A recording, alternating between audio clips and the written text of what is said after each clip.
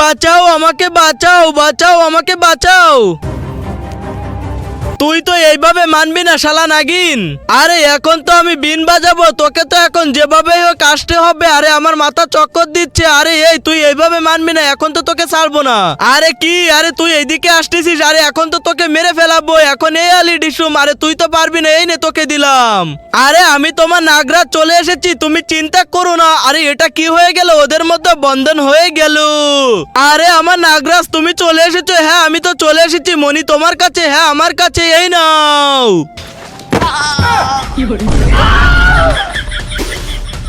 আরে ওই শালা নাগমণি নিয়ে কোথায় যাচ্ছিস? আরে আমি কোথাও যাচ্ছি না। তুই কি মানুষের বাচ্চা? না আমি মানুষের বাচ্চা না, আমি নাগিনের বাচ্চা।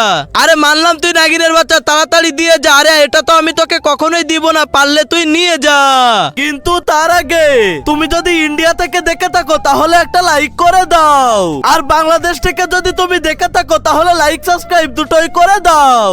আয় আয় তাড়াতাড়ি আয়। আরে এ তো আমাকে বোকা বানালো। সবাই লাইক সাবস্ক্রাইব করো।